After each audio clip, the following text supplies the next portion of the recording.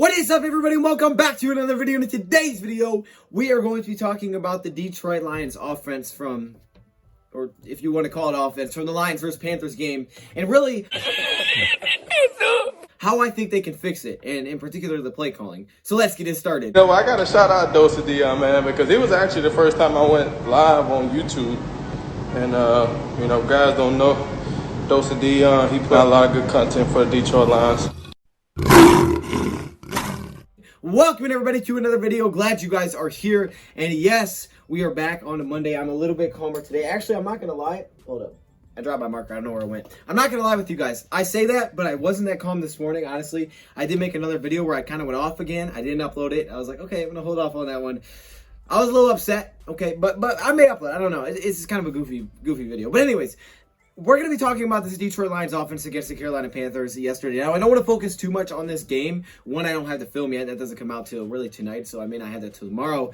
And two, this is a very short week, right? We play Thursday, so I kind of got to get at it. We got to condense everything, kind of push everything together. And we got to move on to this Texans game pretty fast because, again, we play on Thursday. So Tuesday, Wednesday is kind of like we're focusing on the Texans already. So we kind of got to get to this, right? We can't really stall, so I got to get into it, man. I got to dive right into this stuff so we can move on to this Texans game. Then obviously we'll have a pretty nice break to kind of take a look back at, you know, maybe the last two games, things like that. So, taking a look at this Panthers game, what happened to the offense? What was wrong with this offense? And I have a couple of ideas on ways that they can fix it, ways that they can improve this offense. And I also want to talk about the play calling and where you can just see flaws. I mean, it doesn't take film to even see the flaws in the play calling here, where there needs to be less predictability and where the Lions can be better. For me, that's looking back on the game. It's definitely easier. I won't lie. It's easier for me to look back and say, okay, well, here's what you should have done, right? Because obviously I wasn't the guy, you know, that's in there making the play calls, things like that. So it's not as hard and difficult for me to do this and go look back at it. But I think we all know this was a terrible, terrible play called game. I mean, there's many reasons to back it up,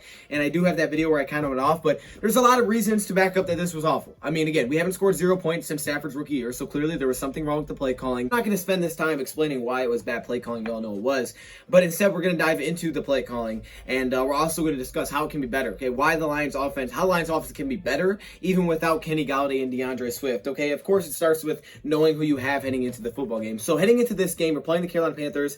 You know, the stats don't show they're great, but they're a fast defense. They're a fast and explosive defense, and you come in without your top running back and your top receiver. So you already know your mindset to be, okay, we don't have Kenny Golladay, we don't have DeAndre Swift, all right? So we have Adrian Peterson, we have Kerryon Johnson, we have Jonathan Williams. Williams didn't touch the field. So you have a running back in Adrian Peterson, who by Pro Football Focus is the worst rushing running back in the NFL, 61 out of 61 eligible running backs, he's the worst. And not only that, this is a guy that you signed right before the season started.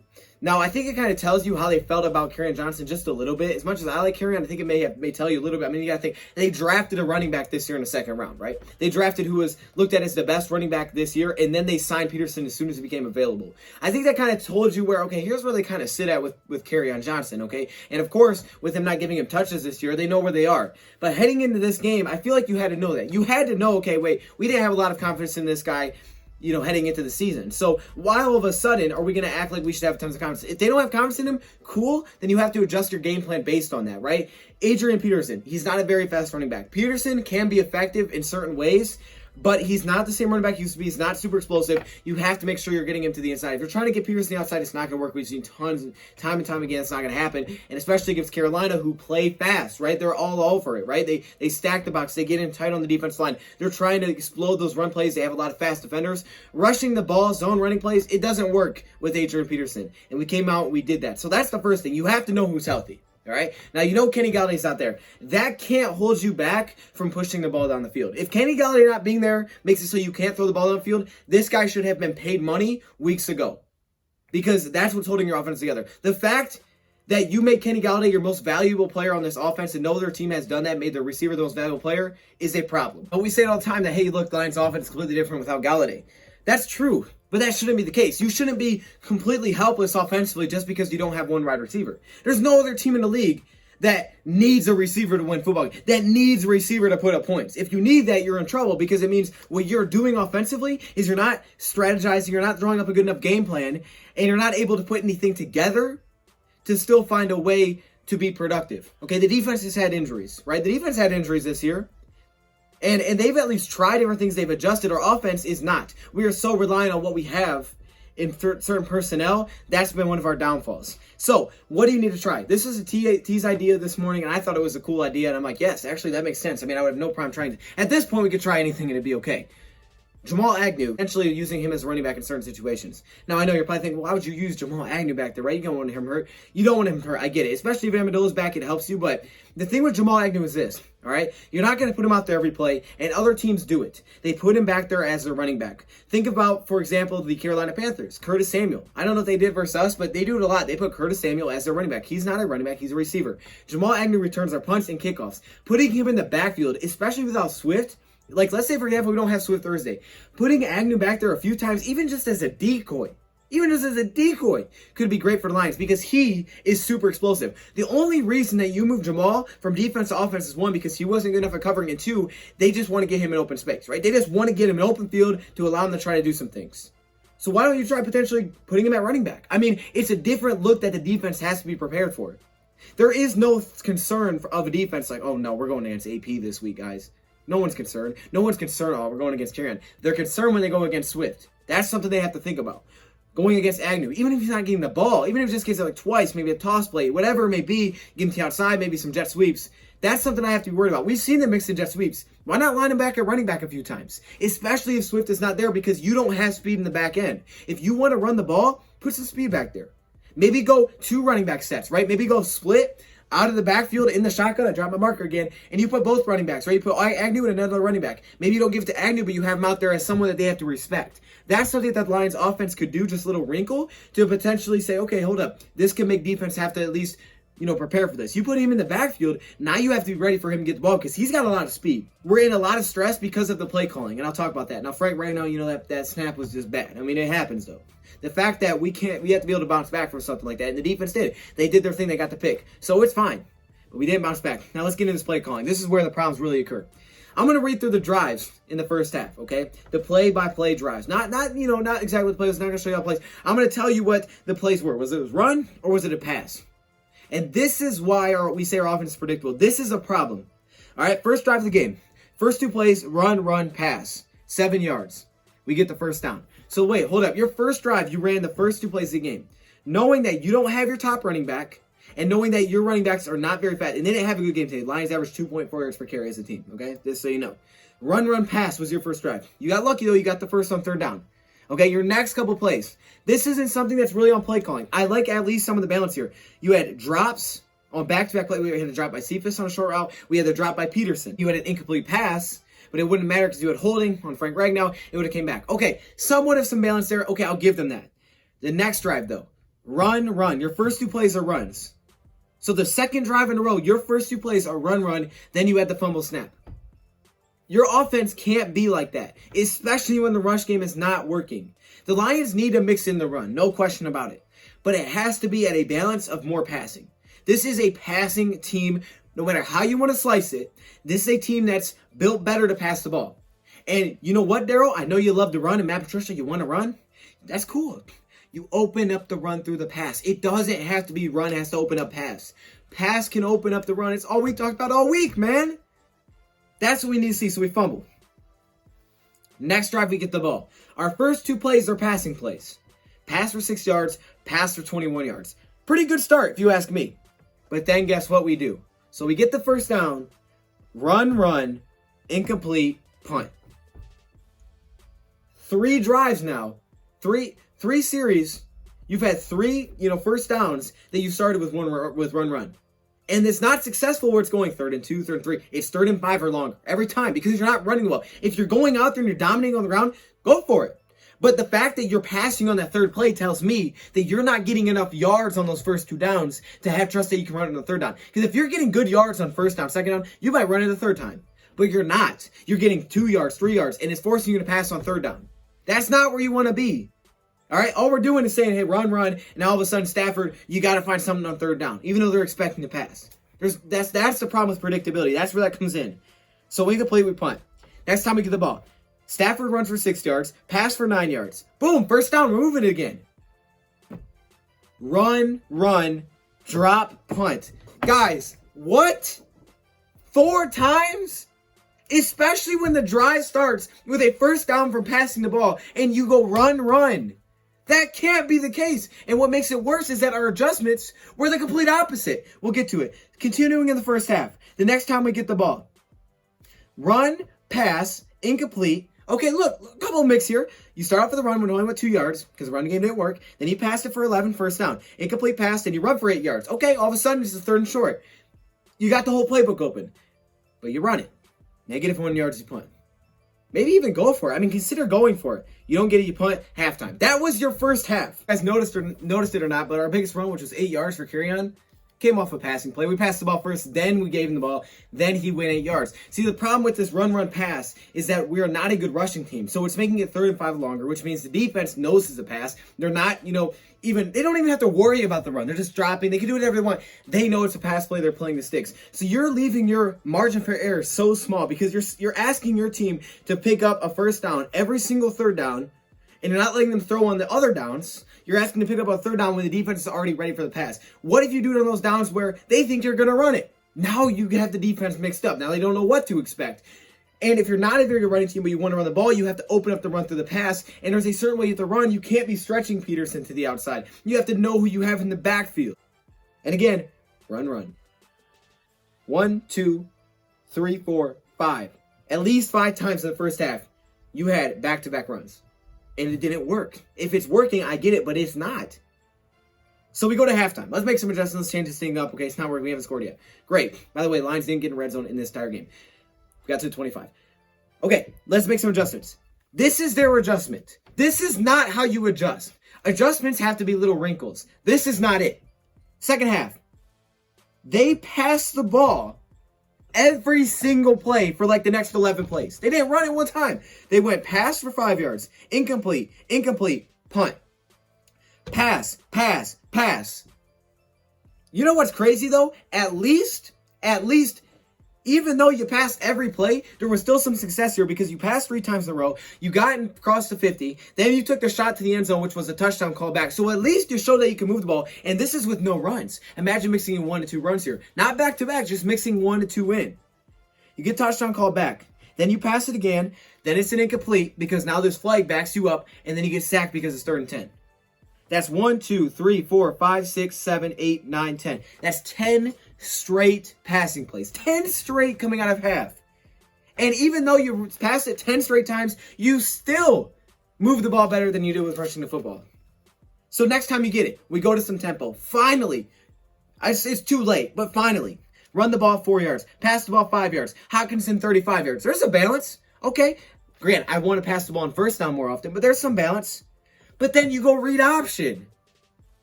Why read option? You're at the 25-yard line. You have tempo, and you go read option? Then you throw an incomplete pass, and now you're in 3rd and 10 again.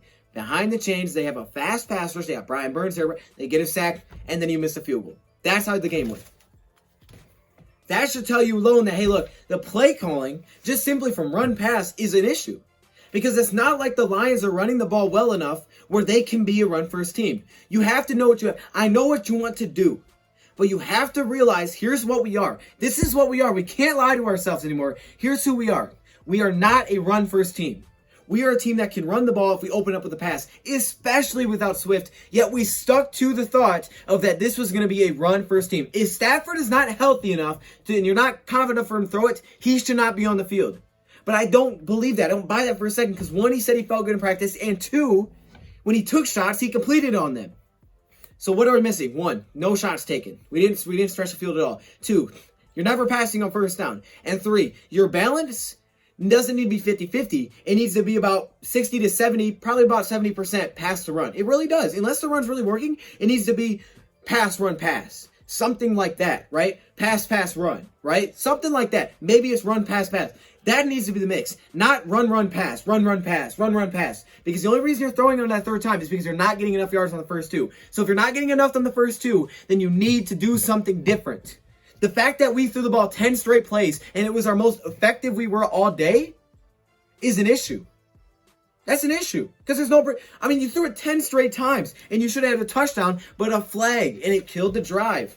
Again, killing ourselves for sure, but it shouldn't all come down to one drive. Then you bring some tempo. Finally, tempo. This is the slowest offense. Finally, you bring tempo. You're down 17, and you move the ball, but you do a read option. He's trying to be too cute for one. You're trying to be too cute. You need to be straightforward, okay? Here's who we are. This is what we do. Stafford, drop back, find someone open. Boom. Too cute with it. Read option, no. No, that's not what we do here. That ain't us. Don't be cute with it. Keep it simple. Do what works, right? Understand what your team is. Understand where your strengths are. We all know that you don't think that Kerryon Johnson is the future. We know that. Come on, man. No one thinks Kerryon's the future. We know you don't think he is. Because if you did, you wouldn't have drafted 2 running backs and signed Peterson as soon as he came available. Plus getting Jonathan Williams. And yet you still told yourself that he was going to be good. And that you could rely through that. And Peterson, he's been the worst running back like the last 8 weeks. And I like AP. But you can't, he's not a feature back. This is a back that rotates in for certain down. Maybe it's goal line. Boom, now you put him in if you run him right. But you can't stretch him to the outside. He's like 34 years old. There's got to be better balance here. So, a couple ideas. Try Agnew maybe as a running back. Try to mix it in just for a decoy. Mix in some trick plays. Remember, where's the flea flickers at? We tried one trick play. It would have been a touchdown. Mix in those, right? Make the defense have to think a little bit. Take some shots. Stop being afraid to push the ball. If you throw a pick, so what? It's a punt. I mean, when your defense is doing good enough to win and you're losing, that's not good because this offense, 0 points, guys. There's no way but up from here because 0 points is inexcusable. We've never done that with Stafford, so don't tell me it's a certain player. Look under the hood, just like Urban Meyer says, and you will find Darrell Bevell. It's simple. You're going to find this play calling. You look under that hood, you're going to find play calling because that's what the problem is right now. And there's a couple things that, O-line, find continuity there, right? Stop switching it up. Unless there are injuries, you're healthy, figure it out, stick with something. Why would you sub someone out at halftime if he's not hurt? If he's not hurt, why'd he sub him out? If he was hurt, I get it. But if he's not, then why would you take him out of the game? It wasn't like he was giving up sacks. If anything, the left side of the offense, and all the reason we fumbled and got sacked so much is because of 17-0, 20-0. And tempo. Try some tempo for once. I mean, the one time you tried it, you moved the ball to the 25-yard line. If it wasn't for a dang read option play, you probably would have scored at least a field goal. And you could have kicked the field goal if Prater would have missed it. Maybe do some tempo, mix that in. You can't be draining the clock every game. I know you want to go time possession. I know what you guys want to do. We understand it. We get it completely. I get it, okay? It's your nature. But guess what? The essence of being a good coach is not only getting your players ready to go and excited, but it's about adapting and adjusting and finding a way, no matter how it looks. Whether it's ugly, whether it's pretty, whether it's flag, find a way. This is not finding a way. This is sticking to what I want to do, and hopefully it works out. Halftime adjustments are great. They're tweaks. Halftime adjustments will be tweaks. Not a completely flip to what we did for the whole game. Halftime adjustments means you're too late to the party.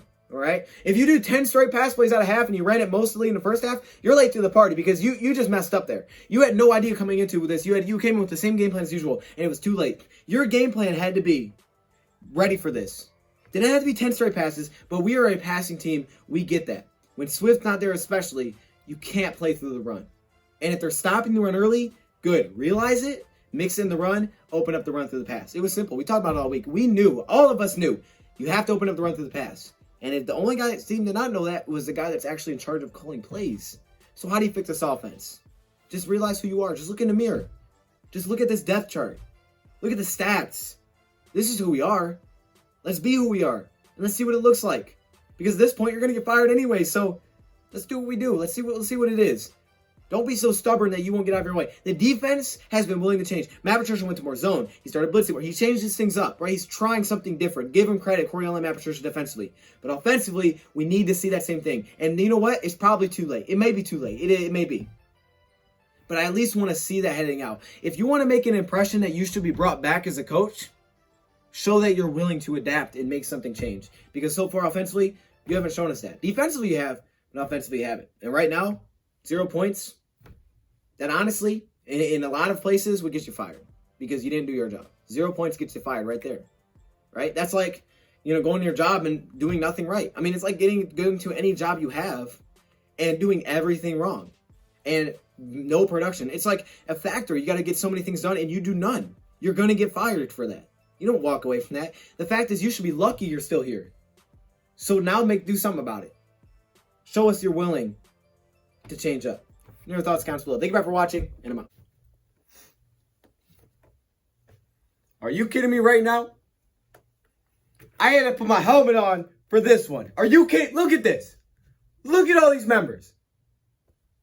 What? Yo, hey, shout out to all the members, man. Look how many All-Pro members there are. Like, literally, it's the whole screen, dog. This is crazy. The patrons, of course, the Hall of Fame members, man. Y'all got the gold color. It's kind of yellow, but it's supposed to be gold. Shout out to all the members, man. If you want to be a part of this, all you got to do is join the channel. But there are perks that come with it. Stay locked in the community tab if you are a member, because that's where a lot of information comes out. I appreciate all of you. What?